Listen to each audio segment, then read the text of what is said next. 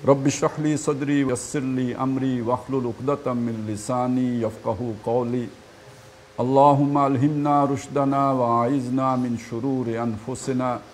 अल्लाहुम्मा अरिनल हक़्क़ हक़्क़न वरज़ुक़ना इत्तिबाअह व अरिनल बातिला बातिलन वरज़ुक़ना इज्तिनाबह। अल्लाहुम्मा वफ़्फ़िक़ना लिमा तुहिब्बु व तर्ज़ा। आमीन या रब्बल आलमीन। आपको शायद याद हो कि जो हमारी आखिरी नशिस्त यहाँ पे हुई थी, जिसमें मैं हाज़िर हुआ था पिछले दौरे में, तो उसमें हमने जो गुफ्तगू की थी वो ये थी कि कुरान मजीद का असल बयानिया है क्या। और जो लुब्बे-लबाब था उसका वो ये था कि कुरान मजीद इकामत दीन के मुजाहिद तैयार करता है, और इसका जो बुनियादी यूँ समझ लीजिए कि दावत है वो ये समझाना है कि अल्लाह ताला की जो पहचान आपको हासिल हुई है, तो उस पहचान के अंदर ये बात शामिल होनी चाहिए कि वो बादशाह है। इलाह के लफ्ज़ के हवाले से, रब के लफ्ज़ के हवाले से, दीन और इबादत के अल्फाज के हवाले से हमने इस हकीकत को जांचा था कि दर हकीकत दीन को मानने का मतलब अल्लाह ताला की अथॉरिटी को तस्लीम करते हुए उसका जो दिया हुआ निज़ाम हयात है उसको कबूल करना है, और न सिर्फ उसे कबूल करना है बल्कि ये कि उसके नफाज की जिद्दोजहद करनी है। ये हमारी उस पूरी गुफ्तगू का लुब्बे-लुबाब था। ज़ाहिर है वो हमने पूरा वक्त लेके उस पर बात की थी। इस वक्त मैं सिर्फ उसका एक जिस्ट आपके सामने रख रहा हूँ, लेकिन अब मैं बात को उससे आगे लेके चलना चाहता हूँ।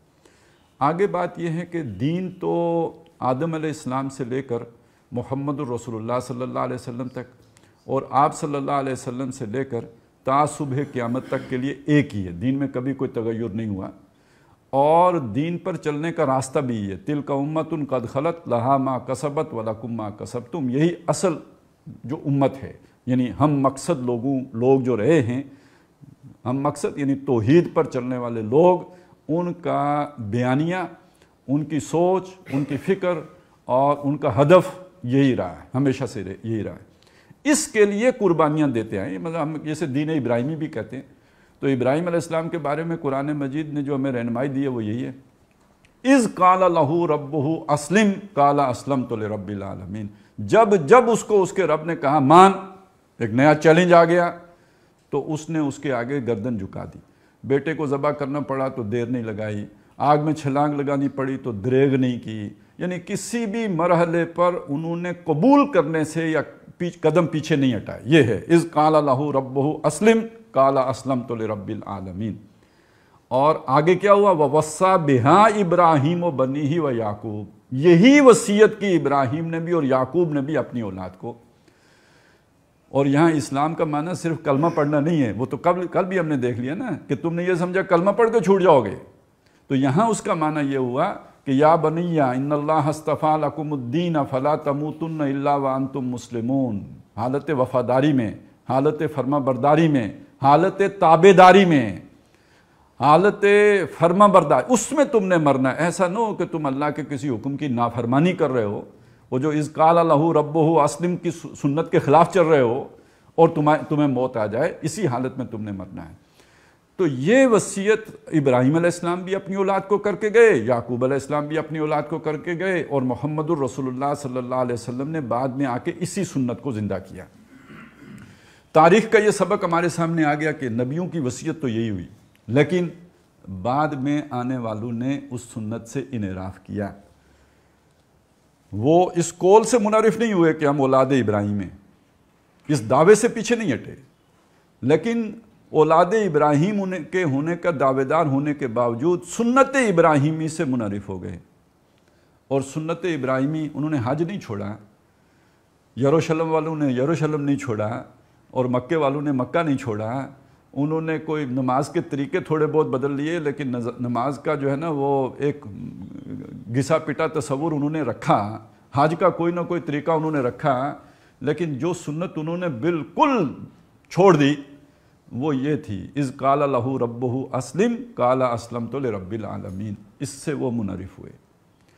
लिहाजा नबी सल्लल्लाहु अलैहि वसल्लम ने भी जो ये दीन छोड़ा था, जो हमने पिछली दफ़ा समझा, हुज़ूर और आपके साथियों का तो दीन यही था।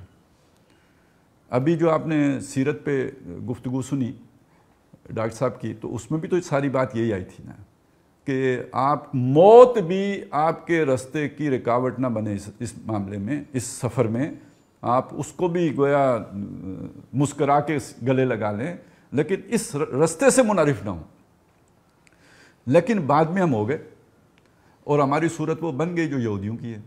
سورہ جمعہ میں یہودیوں کا نقشہ کھینچا گیا نا، کل ان کنتم تفرون من الموت، تم ہو نا جو موت سے بھاگتے ہو، بجائے اس سے محبت کرنے کے، بجائے اسے مانگنے کے، تم اس سے بھاگتے ہو۔ فَإِنَّهُ مُلَاقِيكُمْ، وہ تو تمہیں مل کے رہے گی۔ تو آج مسلمانوں کی بھی صورت یہ ہو گئی یا نہیں ہو گئی؟ یہ کیوں ہو گئی؟ یہ اسی وجہ سے ہو گئی کہ ہم نے در حقیقت اللہ سے وہ والا تعلق منقطع کر لیا، وہ وفاداری والا تعلق، وہ محبت والا تعلق، وہ تابعداری والا تعلق منقطع کر لیا۔ تو اب جب اللہ سے ملاقات کا خیال آتا ہے تو ہمارے دل کا چور ہمیں دوڑ لگانے پہ مجبور کر دیتا ہے۔ یہ ہمارے وہ بزرگ گزرے جو پچھلے 300-400 سالوں میں، وہ آپ کہہ سکتے ہیں کہ مجدد الف ثانی سے اس کام کا اگر آپ آغاز کریں تو پھر شاہ ولی اللہ، اس کے بعد جو ہے وہ خاص طور پہ ہمارے اس دور میں آ کے اگر آپ دیکھیں گے تو علامہ اقبال نے بھی ایک پکار لگائی ہے، ابوالکلام آزاد نے لگائی، اور پھر اس میں صحیح جو عمل کا رنگ بھی بھرا وہ مولانا مودودی نے بھرا۔ تو اس ساری چیز کو اگر آپ دیکھیں تو وہ سنت جو مردہ ہو گئی تھی، یعنی سنت اقامت دین، یعنی سنت اللہ کی بادشاہی کو غالب کرنا اور اللہ کی بادشاہی کو منوانا، جس میں جان کو جوکھوں میں ڈالنا، یہ سنت متروک ہو گئی تھی۔ نہ داڑھی والی سنت متروک ہوئی، نہ نماز والی سنت متروک ہوئی، نہ پردے والی سنت بالکل ختم ہوئی، ان میں سے کوئی سنت مردہ نہیں ہے۔ مسواک والی سنت کون کہتا مردہ ہے؟ بلکہ اگر آپ جائزہ لیں نا تو ان میں سے ہر سنت پر عمل حضور کے دور سے آج زیادہ ہو رہا ہے۔ کوالٹی میں فرق ہو سکتا ہے، کوانٹیٹی اس سے بڑھ گئی ہے۔ حضور کے ساتھ کتنے لوگوں نے آج کیا تھا؟ 1.25 لاکھ کے لگ بھگ۔ آج کتنے؟ اب تو چلیں کورونا کی وجہ سے کم ہو گیا، نہیں تو 30 لاکھ۔ کتنے لوگ تب نمازی تھے، کتنے لوگ آج نمازی ہیں؟ کتنے لوگوں نے سنت سمجھ کے تب داڑھی رکھی ہوئی تھی، کتنے لوگوں نے آج رکھی؟ تو کوئی سنت مردہ نہیں ہوئی ہے، مردہ ایک سنت ہوئی ہے، وہ یہ سنت اقامت دین ہے جو مردہ ہوئی ہے۔ اس کو زندہ کیا ہے پھر ان لوگوں نے جن کے نام میں نے آپ کے سامنے رکھے اور بتایا یہ توحید کا تقاضا ہے۔ ٹھیک ہے، اب یہاں تک تو سنت کو زندہ کرنا ہے علمی سطح پر، فکری سطح پر۔ یہ ہمارا وہ پچھلی گفتگو کے ساتھ ایک آج کی گفتگو کو میں نے یعنی برج کر دیا، لنک کر دیا۔ اب میں اگلی بات آپ کے سامنے کہتا ہوں۔ ایک ہے اسے علمی اور فکری سطح پر اس تصور کو زندہ کرنا، ایک ہے اسے عملی جامہ پہنانا۔ یہ دو باتیں بالکل مختلف ہیں۔ میں آج اس کی وضاحت کرنا چاہتا ہوں۔ سب سے پہلے یہ نقطہ آپ کے سامنے رکھنا چاہتا ہوں۔ میں ایک مدرس ہوں، میں بطور مدرس قرآن مجید سے ان نکات کو نکھار کر لوگوں کے سامنے رکھتا ہوں کہ سنت اقامت دین فرض عین ہے۔ قرآن مجید کے انہی مقامات کو زیادہ ایمفیسائز کرتا ہوں کہ جن میں اس سنت کو اجاگر کیا گیا ہے، اسے بیان کرتا ہوں، اسے عام کرتا ہوں، اسے پروپیگیٹ کرتا ہوں۔ ابھی وہ جو فاروق سلطان جو ہے نا وہ دعوت پر لیکچر دے رہے تھے، یعنی وہ کام میں پورا کرتا ہوں۔ یہ ابلاغ ہے، یہ تبلیغ ہے، لیکن یہ قول ہے، یہ عمل تو نہیں ہے۔ میری بات آپ کو سمجھ آئی ہے؟ یہ سب ابلاغ و تبلیغ ہے، عمل نہیں ہے۔ یہ سب کرنے کے باوجود بھی قول ایک علیحدہ شے ہو گئی، اس قول کا میں نے حق ادا کر دیا۔ ابلاغ کا ہو سکتا ہے حق ادا کر دیا ہوا ہو نہ ہو علیحدہ بات ہے، لیکن ہو سکتا ہے ہو گیا ہو۔ لیکن یہاں میں دوسری چیز کو سمجھانا چاہ رہا ہوں کہ حق بھی ادا ہو گیا ہو تب بھی عمل نہیں ہے۔ وہ کون سا پہلا قدم ہے جو میں اٹھاؤں گا تو میں یہ کہہ سکتا ہوں کہ میں نے سنت اقامت دین کو زندہ کرنے کا عملی قدم اٹھایا ہے؟ اس کے بغیر میں نے قولی گواہی دی ہے، عملی قدم ابھی نہیں اٹھایا۔ تو وہ جان لیجئے، جب میں جماعت بناؤں گا یا جماعت میں شامل ہوں گا تو میں نے پہلا قدم اٹھایا ہے عمل کی طرف۔ کیوں؟ اقامت دین جماعت کے بغیر نہیں ہو سکتی۔ جماعت کے بغیر اقامت دین کا کام نہیں ہو سکتا۔ تو جب تک میں وہ پہلا کام ہی نہیں کرتا تو میں نے اقامت دین کے سفر کا آغاز تو نہیں کیا نا. میں نے ایک نظریے کی پریپگیشن کی ہے, میں نے اس کا ابلاغ کیا ہے, اس کی تبلیغ کی ہے, لیکن یہ کہ اس پر عمل کا آغاز نہیں کیا ہے. اس کا پہلا قدم ہوگا جماعت سازی یا جماعت میں شمولیت. اس کی شرائط ہیں, اس لیے کہ میں جماعت میں کیوں شامل ہو رہا ہوں؟ اقامت دین کے لیے. یہی بات ہوئی نا, اقامت دین کے لیے. تو اس کا مطلب میں ہر جماعت میں شامل ہو جانے کا مطلب اقامت دین کا کام نہیں ہے, بلکہ صرف اس جماعت میں شامل ہو سکتا ہوں جو اقامت دین کی جد و جہد کر رہی ہوں. پہلی بات تو یہ ہو گئی. دوسری شرط یہ آ گئی کہ فرض کریں میں سمجھوں کہ اقامت دین کی جد و جہد تو کوئی بھی نہیں, نام لے رہے ہیں وہی نام, عملاً اس کے لیے قدم نہیں اٹھا رہے, یا اٹھا رہے ہیں تو طریقہ کار ایسا ہے کہ منزل مراد تک پہنچانے والا نہیں ہے. نعرہ تو لگ رہا ہے حج کرنے چلے ہیں, لیکن گاڑی کی ڈائریکشن جو ہے وہ دہلی کی طرف ہے, تو یہ حج والی طرف تو نہیں جائے گی. تو اب اس اعتبار سے جب مجھے نظر آئے گا تو پھر میرے لیے ایسی کسی جماعت میں شامل ہونے کا مطلب تو اقامت دین کی جد و جہد نہیں ہوا. اور اگر ایسی کوئی مجھے دنیا میں کہیں نظر نہیں آتی تو پھر کیا کرنا پڑے گا؟ اپنی بنانی پڑے گی. دو آدمی بھی جماعت ہوتے ہیں, بات فرض کی ہو رہی ہے اور بات عملی قدم کی ہو رہی ہے اور بات اللہ کی رضا کی ہو رہی ہے. اللہ یہ مجھ سے چاہتا ہے کہ میں اقامت دین کی جد و جہد کروں. وہ جد و جہد جماعت کے بغیر نہیں ہو سکتی, تو جماعت میں بنانا یا شامل ہونا میرے اوپر ذمہ ہو گیا, فرض ہو گیا. تو اب بے شک وہ جماعت دو ہی بندوں کی ہو سکے دنیا میں یا نہ ہو سکے, اللہ کی رضا اس میں ہے کہ میں اس طرف عملی قدم اٹھا دوں. ٹھیک ہے, تو عملی قدم کے لیے پہلی بات تو یہ ہو. اور اگر یہ میں نہیں کرتا, چند باتیں میں جو عرض کر دوں یہیں پہ, میں ابلاغ کر رہا ہوں, تبلیغ کر رہا ہوں, ہاں میری یہ نیت ہے کہ ایک مناسب حد تک ابلاغ کرنے کے بعد جماعت بناؤں گا, یہ ایکسیپشنل صورت ہو جائے گی. ٹھیک ہے, یہ ایک بالکل مختلف صورت ہوگی. لیکن میں یہ سمجھتا ہوں کہ جماعت بنانے کی ضرورت ہی نہیں ہے, تو یہ تو فکری غلطی تو ہے ہی, لیکن یہ قول و فعل کا تضاد بھی ہے. لما تقولون ما لا تفعلون بھی ہے. میں لوگوں کو اپنا گرویدہ بنا رہا ہوں اقامت دین کے نعرے لگا کر, اور عملی قدم اٹھانے کے لیے تیار ہی نہیں ہوں, تو یہ تو اللہ کے غضب کو بھڑکانے والی بات ہے, اللہ کی محبت کا حقدار بننے والی بات نہیں ہے. لما تقولون ما لا تفعلون. دوسری بات سمجھ لیجئے, دوسری بات یہ ہے کہ اللہ کی سنت جو کامیابی کی سنت ہے یہ اس کے خلاف ہے. اللہ نے قرآن مجید میں یہ بات طے کر دی ہے کہ پہلی بات یہ ہے کہ الیہ یصعد الکلم الطیب, اللہ کی طرف کلمہ طیبہ ہی اٹھتا ہے, یعنی اچھی بات, نیک بات, اچھی فکر, اچھی سوچ, وہی اللہ کے ہاں شرف قبولیت حاصل کرتی ہے, ترقی اسے حاصل ہو. کلمہ طیبہ ہی ترقی پائے. وہ فروہا فی السماء, وہ جو درخت ہوتا ہے طیب, اسی کی شاخیں آسمان سے باتیں کرتی ہیں. کلمہ خبیثہ اور شجرہ خبیثہ اس کو تو دوام نہیں ہے. تو اللہ کی طرف جو اٹھنے والا کلمہ ہے وہ کلمہ طیبہ ہی ہے. اور کلمہ طیبہ سے مطلب صرف لا الہ الا اللہ ہی نہ لیں, وہ یہ پوری سوچ, ایک حق بات, کلمہ حق, وہ اللہ کی طرف اٹھتا ہے.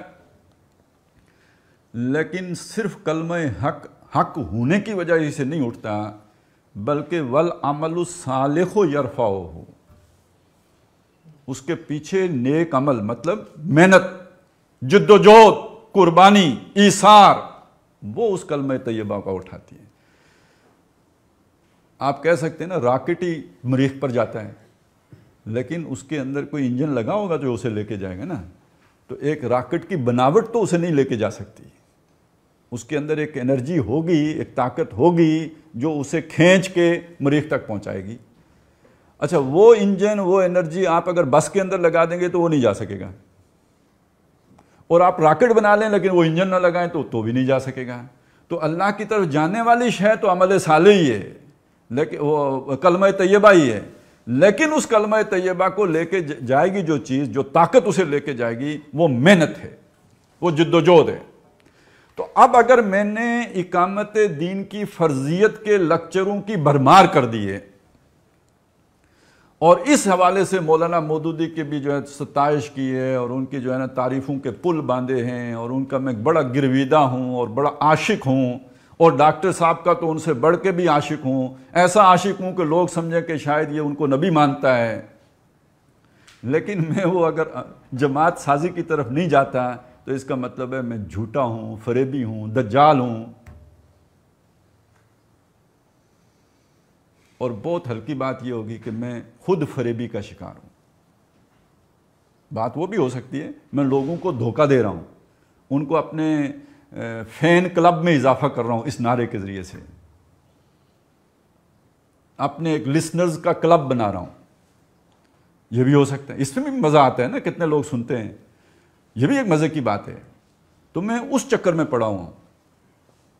اگر میں اس عملی قدم کی طرف نہیں بڑھتا تو لما تقولون ما لا تفعلون بھی فریب یا تو دے رہا ہوں یا کھا رہا ہوں کہ میں کوئی دین کا کام کر رہا ہوں، میں اپنی نفس پرستی کا کام کر رہا ہوں، میں لوگوں کو اپنی ذات کے ساتھ جوڑ رہا ہوں، میں انہیں اس مشن کے ساتھ نہیں جوڑ رہا۔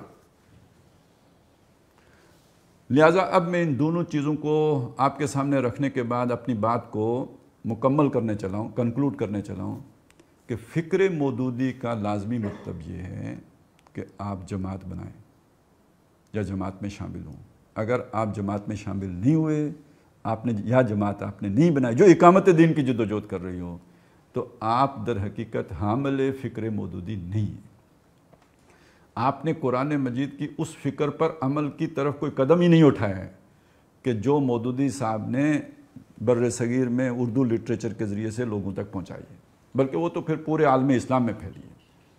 تو عملی قدم یہ اچھا، اس میں بڑی دلچسپ جو ہے نا وہ ڈاکٹر صاحب کی کتاب ہے، بر عظیم پاک و ہند میں اسلام کے انقلابی فکر کی تجدید و تعمیل اور اس سے انحراف کی راہیں۔ اب دیکھیے تین الفاظ آگئے نا، ایک آگے تجدید، ایک آ گیا تعمیل، اور ایک آ گیا اس سے انحراف کی راہیں۔ یہ جو ابھی ساری بات میں نے آپ کے سامنے رکھی ہے، تو جن لوگوں نے اس مری ہوئی فکر کو علمی اور فکری سطح پہ زندہ کیا تو یہ ہو گئی تجدید،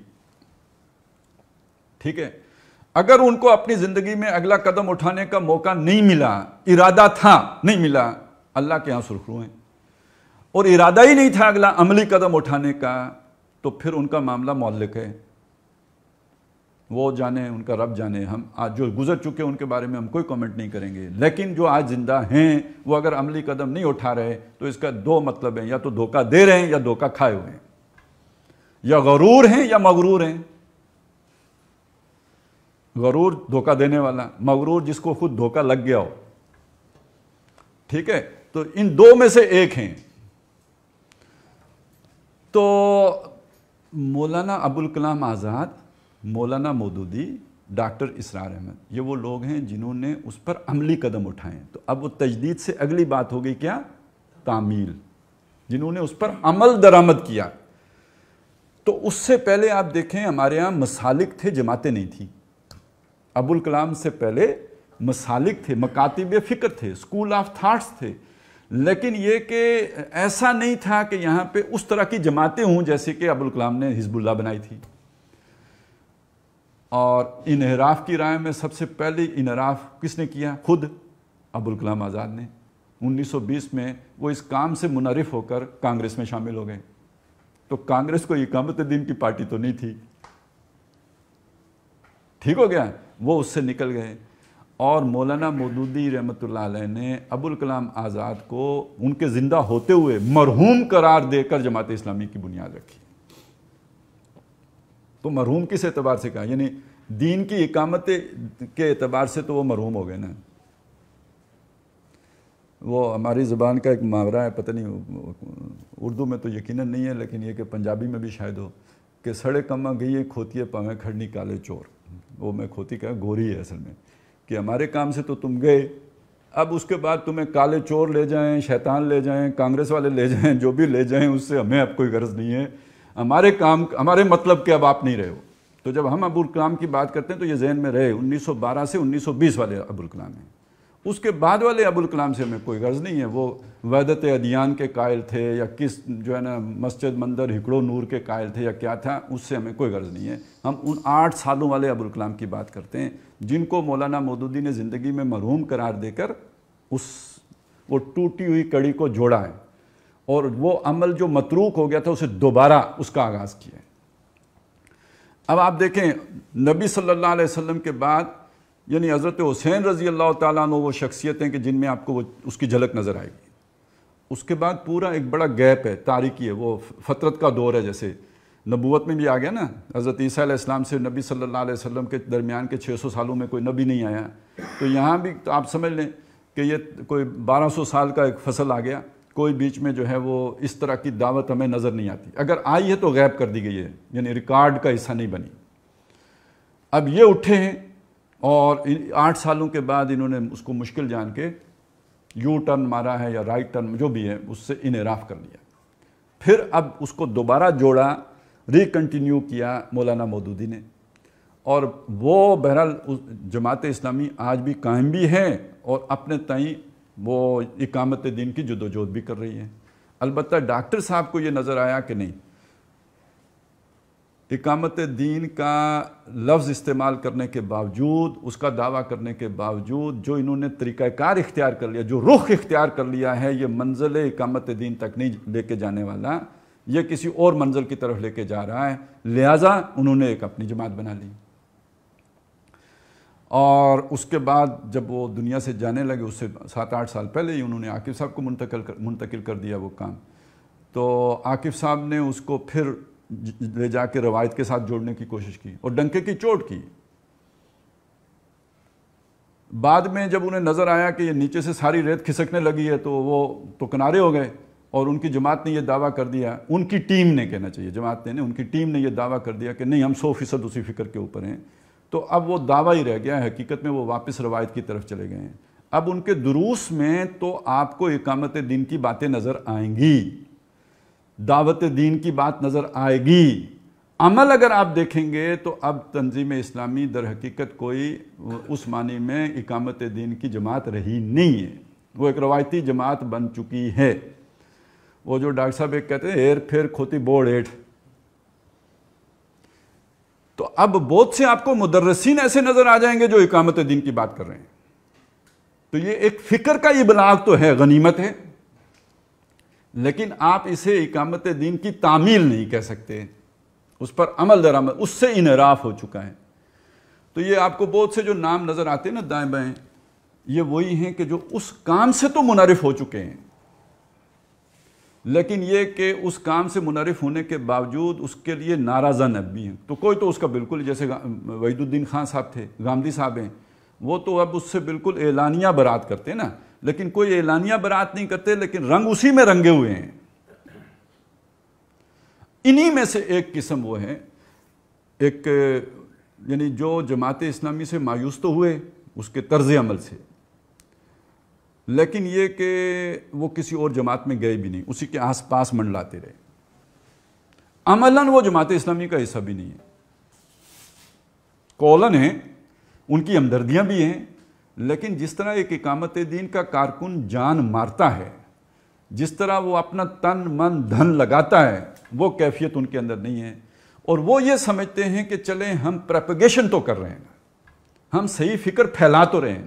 اچھا ایسے ہی بہت سے لوگ تنظیم میں بھی ہیں، ہم صحیح فکر پھیلا تو رہے ہیں۔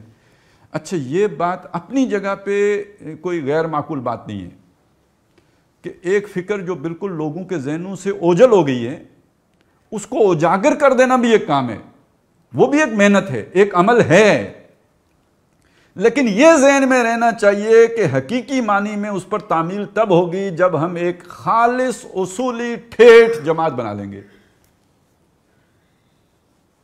اس کے بغیر اس پر حقیقی معنی میں اس پر تعمیل نہیں ہو سکتی۔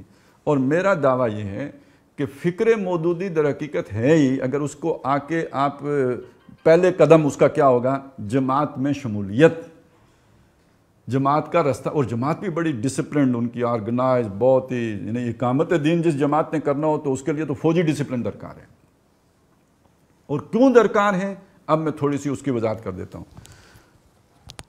اس کا ایک پہلو تو وہ ہے جو ہمارا انشاءاللہ آگے جو میں اس فکر کے حوالے سے ہم نے بات کرنی ہے، وہ میرا 2 بجے کے بعد جو لیکچر ہے نا گلشن اقبال میں، اس میں وہ بات آئے گی کہ اب دنیا میں نظام خلافت آئے گا کون سا، یہ بھی اسی فکر کا حصہ ہے۔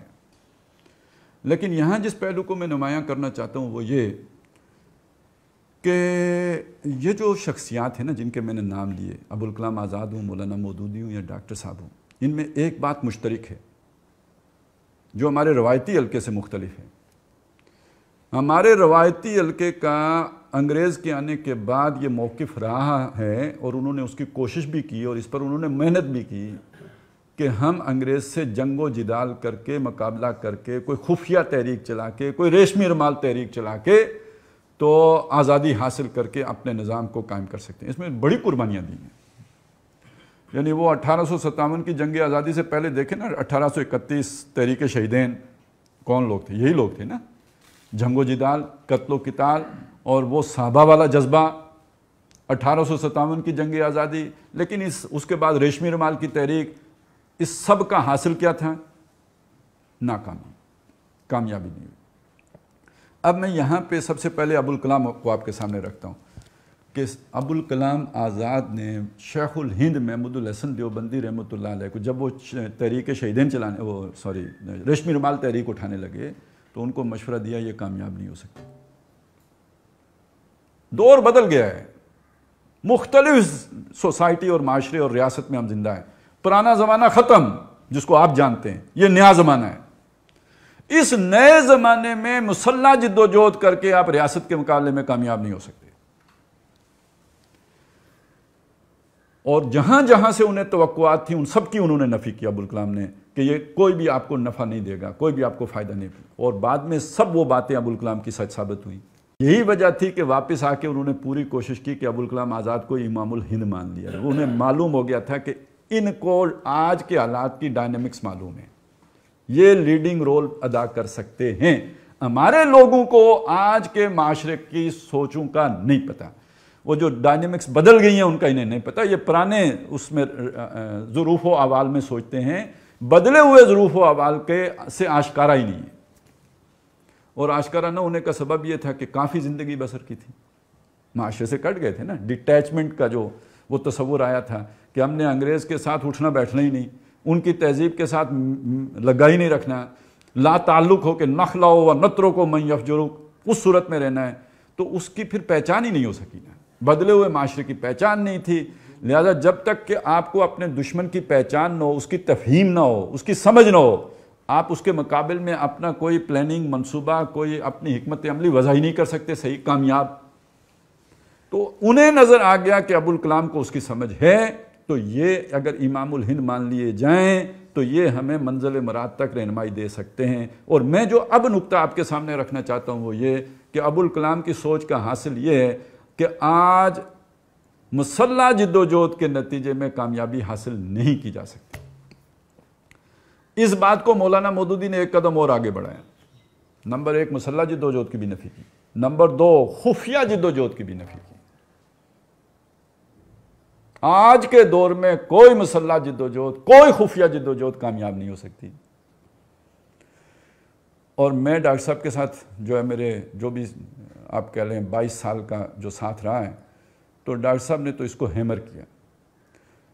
یہ میں آپ کو 1993-94 کا واقعہ، 94 کے بعد کا ہے، چونکہ میں شورا میں 94 میں شامل ہوا تھا، اس کے بعد ہی 94-95 کے آس پاس یہ بات ہوئی ہے۔ یہ وہ دور ہے جب ڈاکٹر صاحب بڑی مہدی کے آنے کی باتیں کرتے تھے۔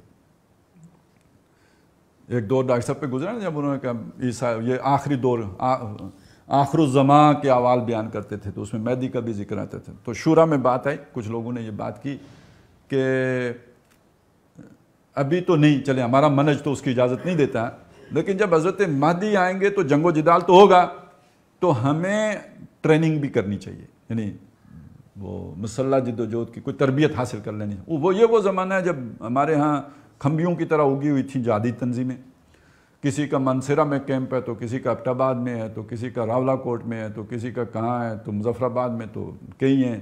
تو ہمیں بھی اپنے لوگوں کو موٹیویٹ کرنا چاہیے کہ وہ جا کے یہ جنگی تربیت حاصل کر کے آئیں۔ یہ شورا میں بات، میں اس شورا میں موجود تھا۔ اب ڈاکٹر صاحب نے اس کا ایک جواب دیا، انہوں نے کہا وہ تو آئیں گے۔ پہلی بات انہوں نے یہ بتائی کہ جب آئیں گے تو یہ تو 6 ہفتے میں ٹریننگ بندہ کر سکتے ہیں۔ دوسری بات یہ بتائی کہ آج اگر آپ ٹریننگ کر بھی لیں گے تو اگر اس پر عمل درآمد نہیں رہے گا تو 6 مہینے میں بھول بھی جائیں گے۔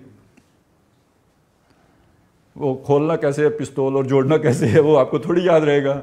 وہ تو کرتا رہتا ہے بندہ، تو یاد رہتا ہے، نہیں تو بھول جاتا ہے. اور یہ باتیں تو انہوں نے ویسے یعنی ابتداً تمہیداً بتائیں، اس کے بعد انہوں نے بات کی ابھی ایک زمانہ اور آنے والا ہے. مہدی کے آنے سے پہلے ایک وقت اور بھی آئے گا، جن لوگوں نے ٹریننگیں کی ہوئی ہیں یہ چھپتے پھریں گے اور زمین انہیں پناہ نہیں دے گی. یہ چھپتے پھریں گے اور زمین انہیں پناہ نہیں دے گی. یہ کوئی سمجھ تھی نا جس کی بنیاد پہ یہ بات کہی جا رہی تھی. اور پھر دیکھا ہے کہ جس اس سے کوئی تعلق نہیں ہے کہ کس جماعت میں جا کے آپ نے ٹریننگ حاصل کی تھی. جس نے بھی ٹریننگ حاصل کی نا، اس کا سارا ریکارڈ ایجنسیوں کے پاس تھا. اگر وہ کسی ان کی من پسند جماعت کے اندر رجسٹرڈ تھا تو بچ گیا، اور اگر وہ اس میں نہیں تھا، بے شک دکان کر رہا ہو، سارا کچھ چھوڑ چھاڑ کے کھوتے رکھ لیے ہیں اس نے، پھر بھی جا کے انہوں نے انویسٹیگیٹ ضرور کیا کہ کہیں یہ کہیں ادھر ادھر نہ نکل گیا ہو. تو وہ واقعی چھپتے پھرتے تھے، اور زمین انہیں کدھر پناہ دے گی آج کے دور میں. اور اب صرف جس نے آنکھیں بند کی ہوئی ہیں نا، اس کو چھوڑ کر ہر بندے کو پتہ ہے اب کوئی شے چھپی رہ نہیں سکتی. تو جس نے یہ بات آج سے 100 سال پہلے کہہ دی، اس کے ویژن کو تو سلام کرے نا، کہ آج کے دور میں کوئی خفیہ کام نہیں ہو سکتا. اور اگر یہ بات ہم سمجھ لیں تو پھر اللہ کا ایک اضافی شکر ہم پر واجب ہے کہ اس نے ہمیں ان لوگوں کے ساتھ جوڑا کہ جن کو ان باتوں کی پہلے ہی سے سمجھ تھی. ہم کہتے ہیں نا، ایک بات ہم کہی جاتی ہے کہ دیکھیں، وائز مین کہیں، نابغہ کہیں، جینیس کہیں، یہ وہ شخص ہوتا ہے جو چوٹ کھائے بغیر، تجربہ کیے بغیر، کسی کو دیکھے بغیر کانسیپچولی اتنا کلیئر ہوتا ہے کہ صحیح اور غلط کی پہچان کر لیتا ہے. اس سے کمتر درجے میں وہ بھی وائز مین سمجھا جاتا ہے جو دوسرے کے دیکھ کر اس کی غلطی کو دیکھ کے خود سیکھ لیتے ہیں. اچھا، اس کو بھی ہم ایک عقل مند آدمی سمجھیں گے جس نے خود غلطی کی اور سیکھ لیا. بے وقوف وہ ہوتا ہے جو غلطی دہراتا ہے. ایک دفعہ غلطی کی، پھر اس نے دہرائی.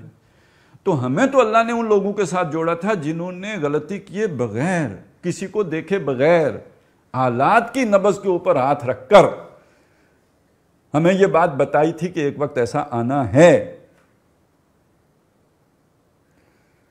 اور یہ غلطی تنظیم نے بھی کی، یہ غلطی جماعت نے بھی کی، کہ وہ ایک جو وقتی جذبات ہوتے ہیں نا، ان جذبات کی رو میں بہ کے انہوں نے ایسی حرکتیں کی جس میں پھنس گئے. میں ایک آپ کو چھوٹی سی مثال دوں، ابھی تازہ ترین واقعہ ہے. یہ آپ ایک کے شہر میں ہوا ہے، ذرا تھوڑا یہ بیریا ٹاؤن والا. ملک ریاض صاحب جو انہوں نے کیا ہوگا، سو آخر کوئی ری ایکشن ہوا ہے تو کوئی غلط کیا ہوگا تو تب ری ایکشن ہوا ہے نا. اب ری ایکشن تو ہو گیا، اب اس کو مینیج کرنا ہے. اگر وہ سندھ قومیت والی جو جماعتیں، قوم پرست جماعتیں ہیں، وہ اس کو بھڑکاتی، پروپیگیٹ کرتی، رائے عامہ منظم کرتی تو یہ بڑی خطرناک بات تھی. یعنی مجھے یہاں کی ساری ڈائنامکس کا نہیں پتا، مجھے اس طریقے کا پتا ہے کس طرح پھنسایا جاتا ہے. یہ انہیں فیسیلیٹیٹ کیا گیا ہوگا کہ آؤ یہاں بیٹھو، اور یہاں ان کے اندر ایسے لیڈر ہوں گے جنہوں نے مشتعل کر کے وہ کام کرایا ہوگا. آج پتہ ہے کیا ہوگا؟ ان کے کم از کم 50-60 بندوں کے اوپر دہشت گردی کے مقدمے قائم ہو چکے ہوں گے، 100-200 اندر ہوں گے جن پر پرچے کٹ چکے ہوں گے. اب وہ بیریا ٹاؤن کیا ہے اور کن کو حقوق دے، وہ بعد میں چلی گئی ہے بات. اب بابا یہ ان بندوں کو بچانا ہے. سمجھ آ گئی بات؟ جب آپ وائلنٹ ہو جاتے ہیں، جب آپ قانون شکنی کر لیتے ہیں، تو در حقیقت آپ اپنے ہاتھوں میں ہتھکڑی ڈال رہے ہوتے ہیں، آپ اپنی گردن پھنسا رہے ہوتے ہیں. آپ اسی وقت تک خطرناک ہیں جب تک آپ نے قانون شکنی نہیں کی ہے. جب تک آپ اسی وقت تک آپ ان کی جسے کہتے ہیں نا دماغ میں گھنٹیاں بجا رہے ہیں، چین ان کا غارت کر رہے ہیں، جب تک آپ نے کوئی وائلنس اختیار نہیں کی ہوتی. جب آپ ایسا کر رہے ہوتے ہیں وہ اب آرام کی نیند سو، اب آپ نے اپنے آپ کو پھنسا لی. اب آپ ریاست کی طاقت سے لڑ نہیں سکتے. یہ وہ چیز تھی جو ان لوگوں نے دی تھی ہمیں، لیکن ہم نے اسی جذبات میں آ کے، جیسے سندھی قومیت والے جذبات میں آ گئے ایسے جناب کوئی فضل اللہ کے پیچھے چل پڑا تو کوئی ملا عمر کے پیچھے چل پڑا تو کوئی، یہ تو شیرہ لگایا گیا تھا. کسی کو انقلاب ایران سے امید پیدا ہو گئی. یہ بھی انحراف کی ایک صورت ہوئی ہے، لیکن اسے ہم کہیں گے خلوص و اخلاص کے ساتھ ہوئی ہے، لیکن اس نے اس منزل کو کھوٹا کر دیا.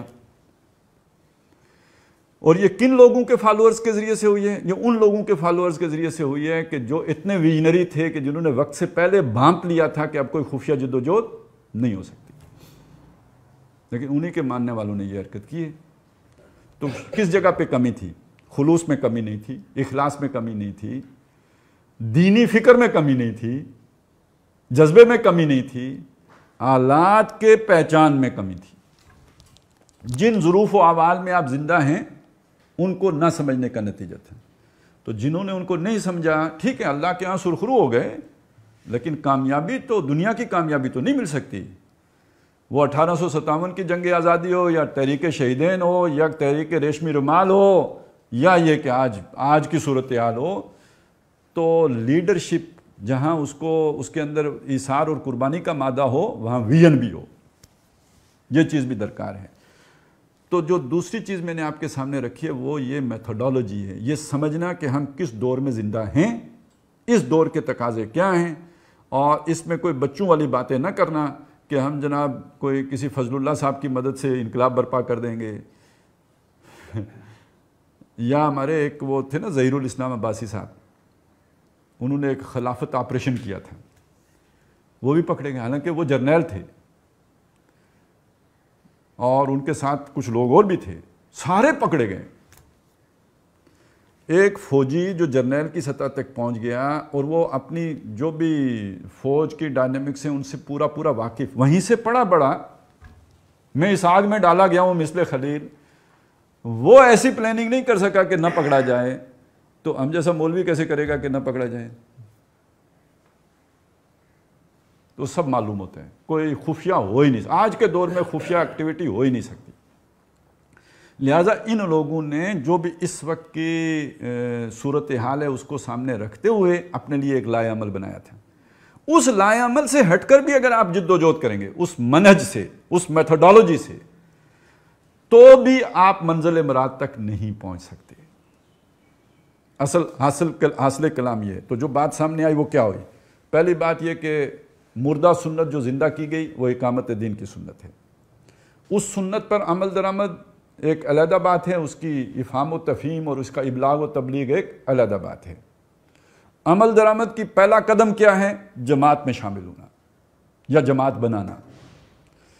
اور جماعت کے لیے جو خواص ہیں وہ کیا ہیں، اس کی خاصیات کیا ہیں کہ وہ کہیں وہ کیا افلاطون کی خیالی جنت میں نہ رہتی ہو، اپنے حالات و احوال سے پوری طرح واقف ہو اور اپنے لیے وہ حکمت عملی وضع کرے کہ جو ان حالات میں کامیابی سے ہمکنار کرنے والی ہو. یہ ہماری جو ساری گفتگو ہے اس کا خلاصہ آ گیا. اب اس میں ایک چیز کا اضافہ کر لیجئے. مولانا مودودی نے اپنی اس میتھڈالوجی کو، میرا خیال ہے 1939 یا 40 کا ان کا خطاب ہے، اسلامی حکومت کیسے قائم ہوتی ہے، اس میں واضح کر دیا. آخری چیز کو انہوں نے تھوڑا گنجلک چھوڑ دیا. وہ سمجھ میں آتی ہے کیوں چھوڑ دیا. اس کا یہ مطلب نہیں کہ انہیں پتہ نہیں تھا، مطلب یہ ہے کہ انگریز کی حکمرانی ہے. ادھر جا کے آپ اگر یہ ساری چیز کھول کے رکھ دیتے ہیں تو چلتا نہیں، وہ پہلے ہی بغاوت کا مقدمہ قائم ہو جائے گا نا. تو وہاں انہوں نے ایک خاص اس کو ایک حد تک لے جا کے چھوڑ دیا. لیکن ابتدائی جتنے بھی باتیں لکھی وہ اس سے آپ دائیں بائیں نہیں ہو سکتے. اس کے بعد اس میں اضافہ کیا، اس کو یوں سمجھیے کہ زیادہ نکھارا، اس کو آراستہ و پیراستہ کیا قرآنی دلائل سے، قرآن اور سنت سے. مولانا امین حسن اصلاحی نے دعوت دین اور اس کا طریقہ کار میں، یہ یوں سمجھیے اسی کی تشریح ہے، اسی کریشن پر، تخلیقی کام کے اوپر ریسرچ ورک ہے جو امین حسن اصلاحی صاحب نے کیا. اور امین حسن اصلاحی صاحب نے بھی وہ جو آخری والا ہے نا اسے کھول تو دیا تصادم والے کو. ایک معاندین ہوں گے، ایک معیدین ہوں گے، پھر یہ مذبذبین ہوں گے، یہ والی ساری چیزیں انہوں نے قرآن سے نکال کے دے تو دیں، آج کے ساتھ اس کا انطباق نہیں کیا. اس کو پھر بعد میں ڈاکٹر صاحب نے پوری طرح منطبق کر کے دکھا دیا، وہ جو منہج انقلاب نبوی میں کہ آخری فیز ہوگا کیا، وہ ایک اچھا دور تھا، اس میں انہوں نے بیان کر دیا. شاید آج وہ بیان کرنا بھی مشکل ہو جاتا ہے، لیکن وہ ضیاء الحق صاحب کا دور تھا، ذرا تھوڑا ماحول ایسا تھا، اس میں انہوں نے اسے بیان کر دیا. لیکن مودودی صاحب اور ڈاکٹر صاحب کے موقف میں جو معمولی سا فرق ہے اسے سمجھ لیجیے. میں معمولی کہہ رہا ہوں، ویسے بہت بڑا ہے، لیکن اس گریٹر پکچر میں دیکھیں تو معمولی سا ہے. یعنی جب آپ یہ دیکھیں کہ ایک آدمی قائل ہے مسلح جدوجہد کا، تو اس کے مقابلے میں یہ دونوں مسلح جدوجہد کے قائل نہیں ہیں، تو اس لیے ان کا فرق معمولی ہو گیا، اس معنی میں معمولی کہہ رہا ہوں. لیکن اس میں جو غیر مسلح ہے طریقہ کار، تو ایک کا موقف یہ ہے الیکشن اور دوسرے کا موقف ہے ایجیٹیشن. مودودی صاحب الیکشن میں گئے، ڈاکٹر صاحب نے موقف اپنایا ایجیٹیشن کا. جہاں تک ڈاکٹر صاحب کا اپنا خیال ہے اور میری بھی وہی رائے ہے کہ مودودی صاحب اس رستے پہ گئے تھے ایک تجربے کے طور پر، وہ کوئی مستقل حکمت عملی کے طور پر نہیں گئے تھے.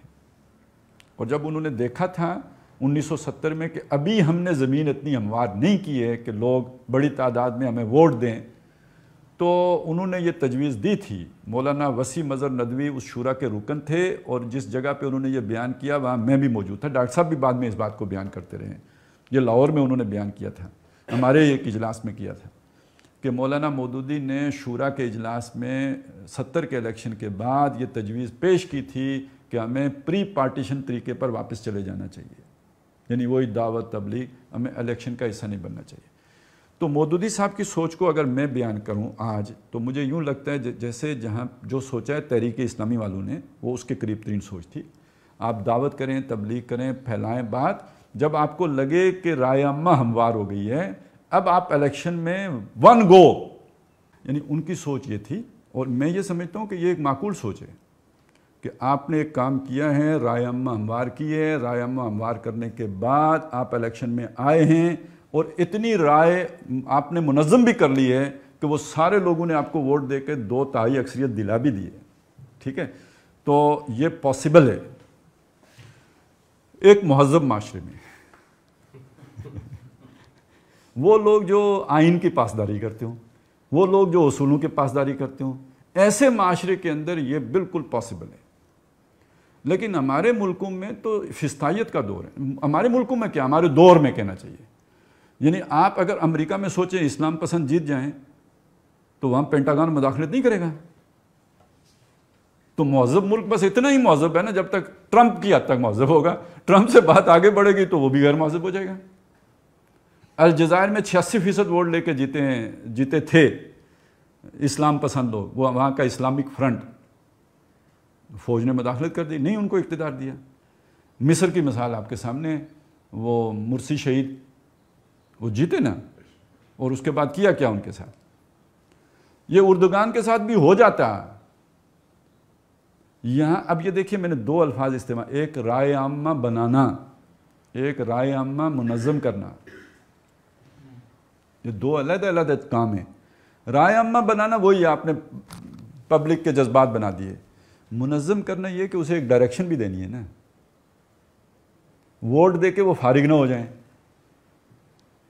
بلکہ ان کی ووٹ کے اوپر ڈاکہ ڈالیں تو پھر ووٹ کو عزت دو کے لیے نکلیں بھی. اب آپ دیکھیے کہ 2 ہمارے سامنے ملک آ گئے، مصر، ترکی.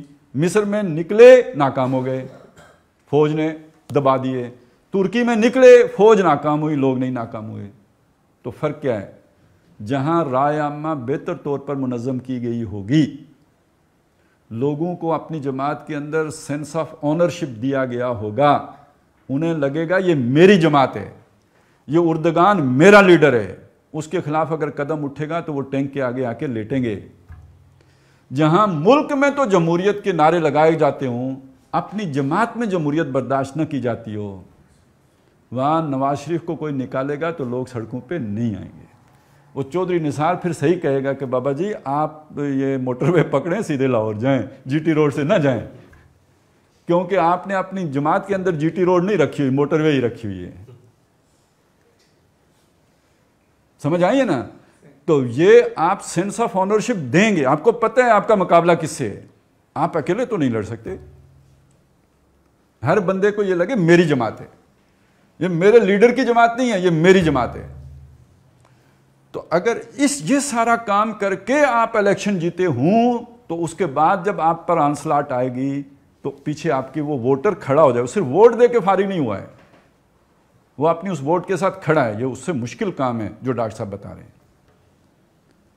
الٹیمیٹلی تو وہی ہو گیا جو ڈاکٹر صاحب نے کہا، ایجیٹیشن میں تو آپ کو جانا پڑا نا، ٹینک کے آگے جا کے لیٹنا پڑا۔ تو ڈاکٹر صاحب یہ کہتے ہیں کہ یعنی ان کا موقف یہ تھا کہ الیکشن پالیٹکس میں جو کچھ، یعنی اگر میں ان کی بات کا خلاصہ بیان کروں تو ترکی میں آپ جیت بھی سکتے ہیں، مصر میں جیت بھی سکتے ہیں، الجزائر میں جیت بھی سکتے ہیں، پاکستان میں نہیں جیت سکتے۔ وجہ کیا ہے؟ یہاں پہلی بات یہ کہ ووٹ برادری ازم کی بنیاد پہ جاتا ہے۔ میں اس کا چشمدید گواہ ہوں۔ ایک بندہ ہوتا ہے وہ ساری زندگی جماعت کے جلسوں میں جاتا ہے، درسوں میں جاتا ہے، اعانت دیتا ہے، نعرے لگاتا ہے، ووٹ دینے کی باری آتی ہے تو رشتہ دار کو دیتا ہے۔ ایک مسئلہ یہ ہے، برادری ازم ہے، وڈیرا ازم ہے، چودراہٹ ہے۔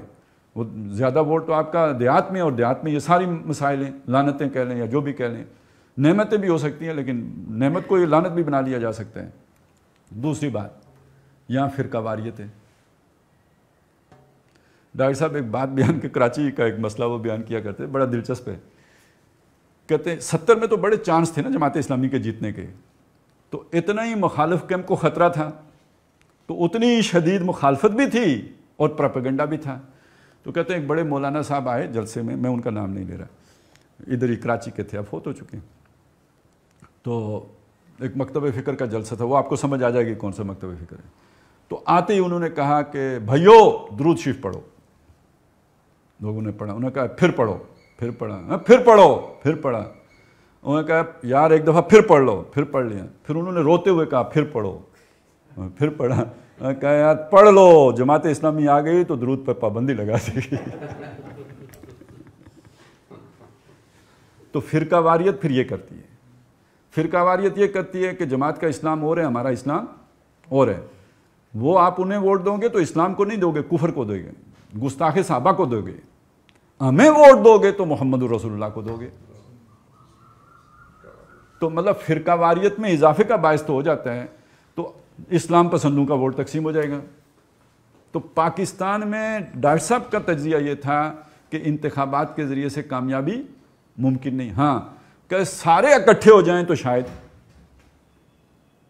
وہ الجزائر والا چانس بن جائے۔ اور یہ ڈاکٹر صاحب نے اپنی بات سچ بھی کی کہ جب ایم ایم اے بنی اور سارے اکٹھے ہو گئے تو ڈاکٹر صاحب نے اپنے پالیسی سے ہٹ کر، جو تنظیم کی پالیسی ہے اس سے ہٹ کر، اخبار میں اشتہار دے کر اپنے سارے رفقا کو کہا کہ ان کو ووٹ دیں۔ یہ تنظیم کی پالیسی نہیں ہے۔ تنظیم کی پالیسی ہے کہ ہمارا ہر رفیق اپنے طور پر ووٹ دینے میں آزاد ہے، جس کو چاہے دے۔ یہ پہلی دفعہ تنظیم کی تاریخ میں ہوا تھا کہ جس میں ڈاکٹر صاحب نے کہا کہ ان کو ووٹ دیں، یعنی نظم کے تحت کہا گیا کہ ووٹ ایم ایم اے کو دیا جائے۔ لیکن جو اس کا بھی نتیجہ آپ کے سامنے آ گیا۔ کا نام پھر وہی ہوا کہ جو ڈاکٹر صاحب کی سوچ تھی وہ ہر گزرتے لمحے درست ثابت ہوتی چلی گئی۔ لیکن اب یہاں پہ میں ٹریجڈی آپ کے سامنے رکھوں۔ وہ پیک ٹائم جب تنظیم کے مدرسین، تنظیم کے مقررین، تنظیم کے داعی، تنظیم کے رفیق، تنظیم کے ساتھی لوگوں کو اس پوزیشن میں آ گئے تھے سمجھانے پر کہ بھئی یہ طریقہ ایجیٹیشن کا ہے کہ جس کے ذریعے سے انقلاب آ سکتا ہے، ٹھیک یہ وہ ٹائم تھا کہ جب ایک طرف ڈاکٹر صاحب یہ کہہ رہے تھے کہ اب سر پھڑوانے کا ٹائم آ گیا ہے۔ یہ 2010 کی بات ہے۔ یہ بات کہنے کے 4 دن بعد ڈاکٹر صاحب کا انتقال ہوا ہے۔ 4 دن کے بعد ہوا ہے۔ تو فیصل آباد کا اجتماع ہے، وہاں عمومی اجتماع میں بھی کہیے، بعد میں شورا کا اجلاس ہوا، اس میں موجود تھا، وہاں پہ کہیے۔ اور شورا میں جو بحث ہوئی مجھے وہ بھی معلوم ہے، کس نے کیا کہا مجھے وہ بھی معلوم ہے۔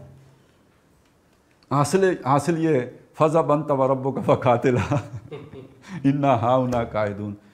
اب ڈاکٹر صاحب کے دل میں کیا آئی، زبان پہ تو نہیں آئی، لیکن وہ بات ہو گئی کہ 4 دن کے بعد اللہ نے اٹھا لیا، اور پھر تنظیم کو ٹھنڈا سانس نہیں نصیب ہوا۔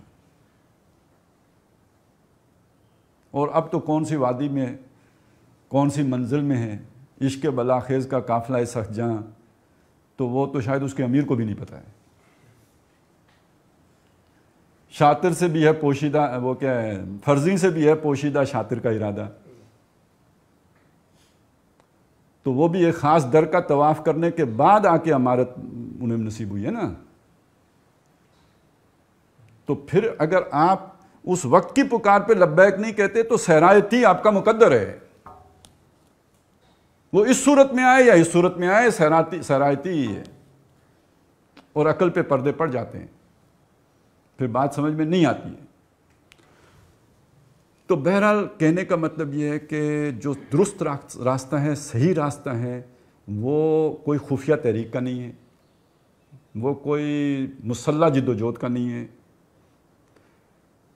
وہ ہم نے یہ بھی دیکھا الیکشن کا ہو سکتا ہے لیکن پاکستان جیسے ملک میں ممکن نہیں ہے.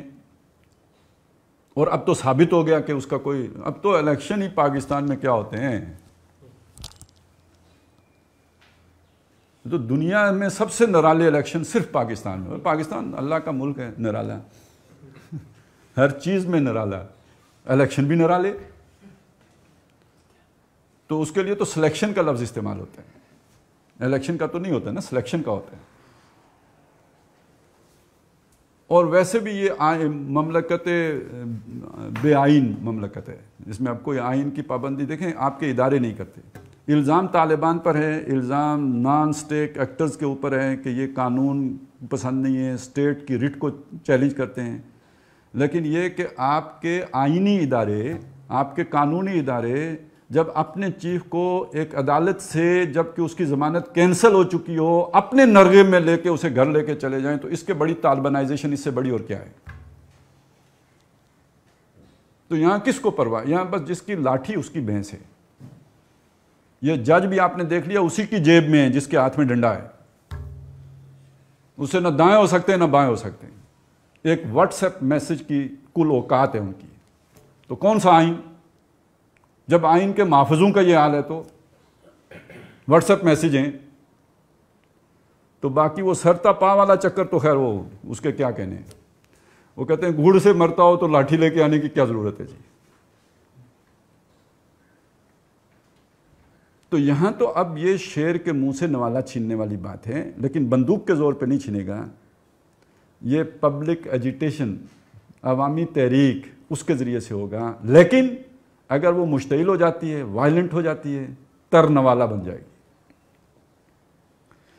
اور یہ والا ابھی جو بات کر رہے ہیں یقین کی، یہ چیز سمجھانے کی ضرورت تھی. اور یہ تنظیم کی لیڈروں کی عقل پہ پڑ گئی، وہ چادر غلاف پڑ گیا کہ اس موقع پہ انہیں نظر آیا کہ نہیں یار، یہ جو ڈاکٹر صاحب کا بھی انداز ہے نا، یہ مظاہروں والا، تو عمران کے مظاہروں کے بعد اور یہ ٹی ایل پی کے مظاہروں کے بعد وہ بھی ناکام ہو گئے. اتنی ساری بات سے وہ ناکام ہو گئے. بھائی پہلے وہ سمجھ تو لو ہے کیا، عوامی تحریک کہتے کسے ہیں.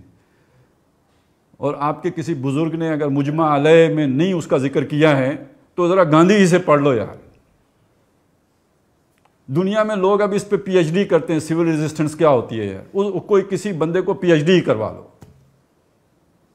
اور جس نے درس نظامی کیا ہوا اسی کو کروا لو، ہم پر نہیں اعتماد ہے تو. لیکن فکر کو پہلے سمجھ تو لو نا، پھر اس کا نقد کرنا کہ وہ منہج انقلاب نبوی کا آخری فیز ہے کیا، عوامی جو ہے تحریک ہوتی کیا ہے، پہلے اسے سمجھ تو لو. یہ جو کچھ عمران خان صاحب نے کیا تھا یا جو کچھ اور دینی مذہبی جماعتیں کرتی رہی ہیں، وہ 1000 روپے والی، یہ کوئی عوامی تحریکیں تھیں؟ یہ تو یوں سمجھیے کہ وہ جو نہیں ہوتا ایک مشہور جملہ کہ نوٹ وکھا موڈ بنے. یہ تو سارے اس بنیاد پہ تھا. ان کو تو اشاروں کی بنیاد پہ یہ تحریکیں اٹھی تھی نا. انہیں کہا تھا بھائی اتنے بندے لے کے آپ آ جاؤ، باقی ہمارا کام ہے، آپ گھر چلے جانا 1000 روپیہ لے کے. اور ان کی بنیاد پہ یہ سمجھنا کہ جناب ہمارا منہج ہی غلط ہے. تو بہرحال کہنے کا مطلب یہ تھا کہ وہ منہج غلط نہیں ہے. یہ تو ان الذین اورثوا الکتاب من بعدہم لفی شک منہ مریب، وہ ان کو شک پڑ گیا ہے. لیکن یہ کہ حقیقت میں وہی منہج آج بھی قابل عمل ہے اور اسی پر چل کے انقلاب آ سکتا ہے. جو بھی لوگ مخلص ہیں جس جماعت میں بھی ہیں، یہ تو بہت بڑی کامیابی ہو جائے گی کہ اگر آج جماعت اسلامی اپنے اس موقف پر دوبارہ غور کرے، وہ ساری چیزیں نکالے، مولانا مودودی صاحب کی اس بات کو سمجھے، اس قرارداد کو اثر نو اپنی شورا میں پیش کرے جو انہوں نے 1970 میں پیش کی تھی، تو پھر تو ہمارے لیے بھی آرام ہو جائے گا نا کہ وہ چلیں بڑے مل جائیں گے. نہیں تو بہرحال ہم نے تو کوشش کرنی ہے, قدم اٹھانا ہے, عملی قدم اٹھانا ہے, اور اس کے بغیر گویا اس فکر کی تکمیل ہوتی ہی نہیں ہے. اس پہ عمل درآمد اگر نہ کیا جائے تو لما تقولون ما لا تفعلون کا خطرہ ہے کہ اس کا اطلاق آپ کے اوپر ہو. اور اس کے بغیر وہ کوشش بھی ساری, محنت بھی ساری رائے گاہ ہیں, اس لیے کہ اللہ کی طرف وہی کلمہ اٹھتا ہے جس کے پیچھے محنت, عمل صالح کی محنت شامل ہو. اللہ تعالیٰ ہمیں اس کی توفیق عطا فرمائے. اقول قولی ھذا واستغفر اللہ لی ولکم ولسائر المسلمین والمسلمات.